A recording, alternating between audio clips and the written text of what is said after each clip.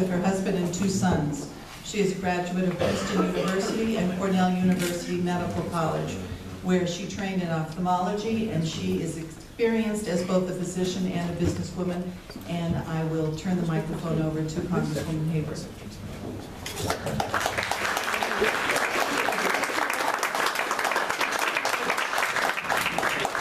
Thank you for letting me join you tonight. I'm here in hopes of making the term environmentalist Republican not an oxymoron. We do have, that's not giving credit to friends and mentors like Don Scott, and I'm not sure where Don is in the audience right now, but we do have a lot of wonderful things that we can accomplish together. So I'm looking forward to your questions. I'm going to be very brief in this introductory remarks. I think I have about 3 minutes. My goal is to represent the Hudson Valley, each of its citizens, all of its citizens, to protect the beauties of this Hudson Valley, land, water, and air, and to do so in a way that honors the concepts of balance and sustainability. And balance, of course, means, in the one sense that I do very happily work with colleagues of all political affiliations, and I actually am a co-founder of the Common Ground Caucus in the House of Representatives to bring Democrats and Republicans together to work as friends. But even in this room, my good friend David Gabrielson, David should be somewhere. David, thank you for waving there. David was kind enough to sit down with me in January 2011, courtesy of our good friend Don. I found Don up there.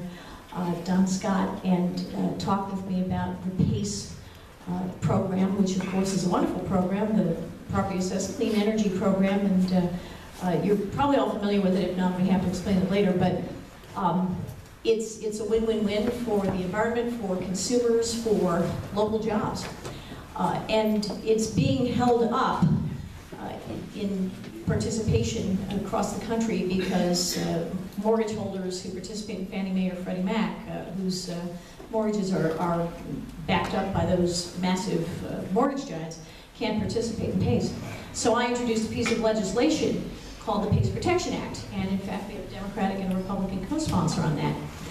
And we're trying to ease it through the process of becoming law, but it is one example among many of the ways in which I hope to bridge as a strong, independent, and passionate voice, a positive voice, a constructive voice, the divide that sometimes we perceive between parties. We should all be working together. So that concept of balance, of cooperation, of constructiveness is very important to me, and of sustainability. The environment is important for reasons that we all know. It's important for individual health. It's important for the health of communities. It's important for the health of the globe, of our future, of everybody who lives here on this planet, not only now, but in the future. It has to be managed sustainably. It has to be protected. Ideally, our footprints are as tiny as possible. And we must achieve those goals within ways that are sustainable fiscally and economically in a very challenging global economic climate. So my goal when I assess a specific piece of legislation is to endeavor to assure that those goals of sustainability, environmental, fiscal, and economic, are also all being met. So that's, in a nutshell, that's my approach to the issues we're going to be talking about this evening. And I have been very proud to work with LCV, both New York and the national organization, to heed their advice, with Scenic Hudson, with Riverkeeper, with all of our local groups who pour so much passion and effort into what is precious here. And I have received recognition from a number of organizations for my environmental work. Thank you, Josh, 30 seconds remaining. For my environmentally protective work. I'm very proud of that. I've received good grades from the Sierra Club. I've been considered to be a strong advocate on the House Majority side for the cause of environmental protection. And I think context, you know, another crucial word that we think about when we try to take that broad prudential view that will be the most productive. The context in which the next Congress will operate is one in which there probably will still be a Republican majority in the House, and I would be honored to continue to be your independent voice there. And I'm wrapped up now. Thank you, Josh.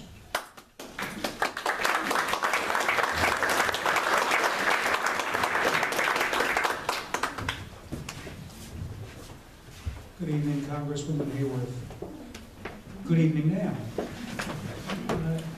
George Mitchell, who invented the natural gas drilling technique known as fracking, told Forbes magazine in July that creating uniform federal regulations is the only way to assure proper safety for this controversial practice. Do you agree? Do you think even federal regulations can be adequate to allow fracking to proceed safely and soundly? Thank you. I do think that federal regulations are a wise idea, very much. I think this clearly, because the process of natural gas recovery obviously is something that has a potential effect that goes beyond the borders of a specific state in which it's being pursued. So yes, I do think that's a very good idea. And I do feel that it's important for all of us and for the state of New York. And I think Governor Cuomo, I commend him. I've worked with him many times for taking a thoughtful approach to this. But I do hope that we can perform some recovery of this very clean carbon source. For as long as we rely on carbon energy, natural gas is an excellent source. It's the best source we have for carbon. In the context of wanting to minimize our dependence on carbon ultimately, obviously. But I'm hopeful that we can use the lessons learned in other parts of the country, not only to create national standards, which I think is a very wise idea, but also to create what's called an iterative process in which, where it is done, it is continually monitored for any sign that there has been a detrimental effect of the environment, and that those processes are then continually improved based thereon. Thank you. Last week, the Dyson Foundation and the Marist poll released the results of Many Voices, One Valley 2012. You may be familiar. It's a poll of the top concerns felt by residents in the Hudson Valley. The report noted that the protection of open space is important to Mid-Hudson Valley residents. It ranks 10th on residents' list of priorities. 1 in 4 residents gives the issue a top 10 rating of 10. I know this is an issue you're familiar with. You've recently been involved as a original co-sponsor for the reintroduction of the Highlands Conservation Act, a bill and program which is very important to this congressional district. My question is, what is your plan to galvanize support for the legislation among other members of the congressional delegation and your colleagues in Congress so that we can pass it and move forward with the critical land protection and water quality protection benefits that the program provides? Well, I am proud to be an original co-sponsor of the current version of the Highlands Conservation Act. I've also supported full funding for the Land and Water Conservation Fund. Because of my distinctive position within the House Republican Conference, assuming that that remains the majority, it's likely in the next Congress, assuming I'm there serving you in the next Congress, I'm actually the only female physician who is a member of Congress. So interestingly enough, I do get a certain amount of opportunity because of that as well. So that is certainly, you know, what I do have a very good relationship with the leadership in the House Conference, and they know exactly where I stand on issues that diverge from what a lot of our colleagues in that conference support. And we all can name those distinctions. But because of that, I do have a certain measure of respect, and yes, I will be more than happy to do the necessary legwork in the House of Representatives to get this done. I know I can garner support on the Democratic side as well.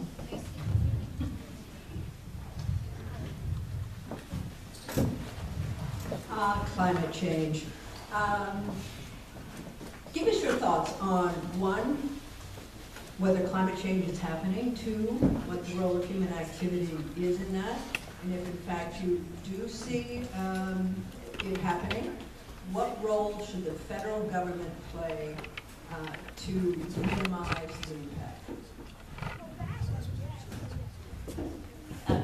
I'm a scientist. I have a science background, as we all know, and I've always respected the evidence, well documented, well produced, well researched, and argued evidence regarding climate change. I feel that there is a body of evidence growing that does certainly imply that there is a human role to be played both in global warming and, of course, then in its mitigation.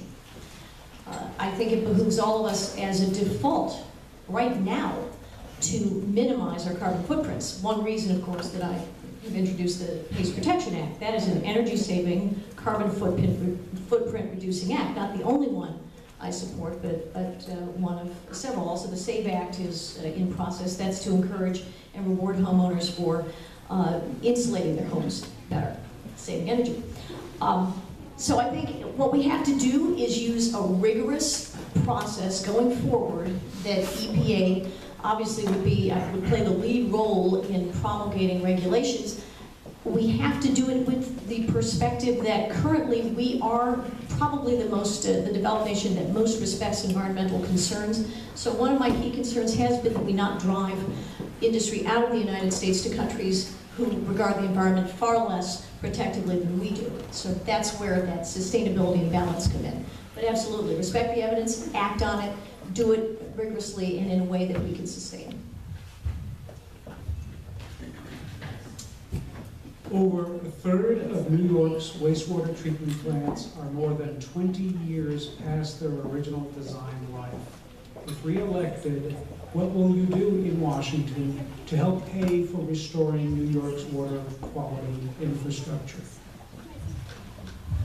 Well, based on the terms of the Clean Water Act, there probably is a role for federal assistance in improving water treatment systems. And I think that is an issue that we look at on a broad scale and also on a case-by-case basis. But clearly, yes, this is a matter that is of concern not only locally, but also in terms of our water supply in general. So I think it does probably in at least certain instances, if not many, if not all, fall under the rubric of issues that should concern us at a federal level. And I'd be happy to work with you on that as well. A follow-up to the water quality question that relates directly to the Hudson River, which we're all aware of is a very unique ecosystem, but is also facing some very long-term stresses from pollution, habitat degradation, and as well as sea level rise. As a river-based organization, we've researched partnerships across the country that have worked very well. We see that collaboration among state and federal agencies is what's required to restore damaged waterways. But on the Hudson, we've received very little federal funding historically, while other regions like the Chesapeake Bay have received, and Puget Sound, and the Great Lakes have received in the hundreds of millions of dollars. 60% of the water in the Hudson watershed is used for commercial or industrial purposes currently. And it's well been demonstrated that in our region there's a clear connection between the economy and the environment. So with that as background, my question is what would you do to focus federal agencies that are working in the Hudson and help them break down their silos so they can work more effectively and eventually come to a point where they can fund and implement a federal action agenda for the river? Maybe that's a great question, and I am a tremendously strong believer in collaboration. And to give you an example from a slightly different area of common concern, if you may permit me to digress for just this moment, after Hurricane Irene and Tropical Storm Lee, there was devastation in a number of communities in our district, and we were the first office to bring together the Army Corps of Engineers, FEMA, of course, and the New York State Department of Environmental Conservation, DEC, to facilitate not only short and midterm relief, but also long-term approaches to these problems so that we can solve them collaboratively. It's become very clear to me in this role as a servant of the Hudson Valley that you have to really know and understand the communities and the state if you're going to be an effective federal legislator. So I very much want to bring all the parties together and would be very happy to serve as a catalyst to do that, because it is crucially important that we that everybody who can become involved understands what the others are capable of and what we can do together.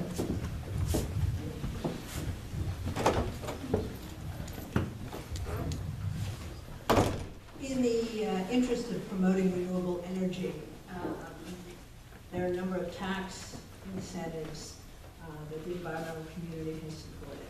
And you probably know the wind energy production tax credit is up for renewal.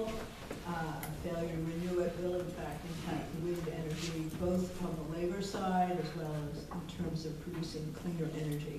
What are your thoughts on extending the wind energy production tax credit?